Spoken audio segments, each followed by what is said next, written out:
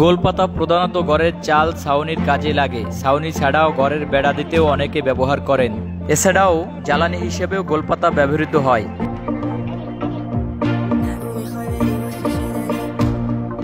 ঐতিহ্যবাহী এবং একসময়ের দৈনন্দিন জীবনে বিভিন্ন কাজে ব্যবহৃত হতো, কিন্তু সময়ের স্রোতে বিলুপ্তির পথে এই পাতার ব্যবহার।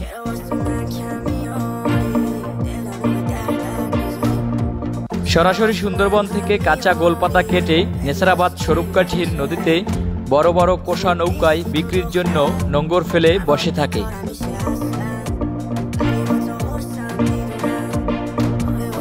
দূর দূরান্ত থেকে আগত ক্রেতারা ছোট ছোট নৌকা এবং ট্রলারে করে এসে ঘরের বেড়া ও ছাউনির জন্য কিনে নিয়ে যান।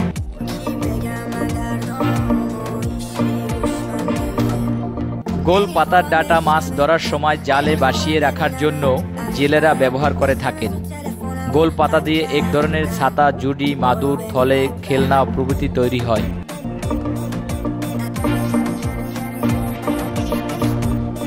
গোলপাতার ছাউনি ৪-৫ বছর টেকসই হয়। ঘরের ছাউনি ছাড়াও রান্নার জ্বালানি হিসাবেও এটি ব্যবহার করা যায়।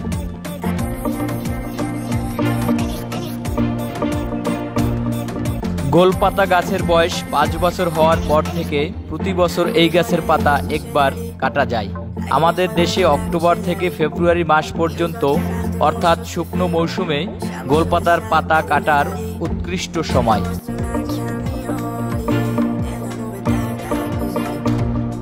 গোল গাছের কচি পাতা রেখে গাছের অন্য সব পাতাই কাটা যায়। গোলপাতার ভেতর থেকে মোচাকৃত ফুল বের হয়। ফুল থেকে দৃষ্টিনন্দন ফল হয়।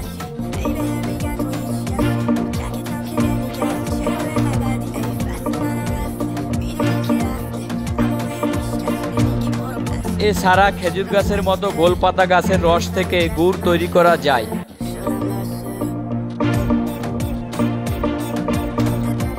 আমি গোলপাতা যেতে আসছি ভাই। ঘর ছাইনি, ওই যে বাইরা ঘর আছে, তারপর ওই যে মুড়ি ভাজা ঘর, গরুর ঘর, ওরা তো আনে দক্ষিণ থেকে। আমরা এই বাজারেই আমি লইছি 7 পন, 350। 80টা গোলপাতা 350 টাকা। এটা মনে করেন 5 হাত ছাইনি লম্বে, 5 হাত কি 6 হাত।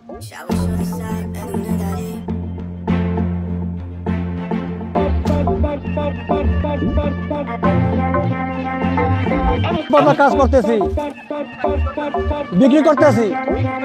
জি,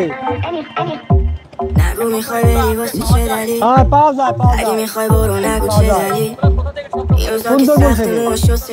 জি, এই ব্যবসা জড়িত 20 বছর। আমরা এখানে বই কিনি, এখানে পণ হিসেবে বিক্রি করি, পণ হিসেবে। হ্যাঁ, 80টা পণ, 1 পণ 80 টাকা। এই যে পাতা 1 পণ 80 টাকা। 350, 350, 350। আগে ছিল বেশি, আনতো। হ্যাঁ, আগে ব্যবহার করতে বেশি।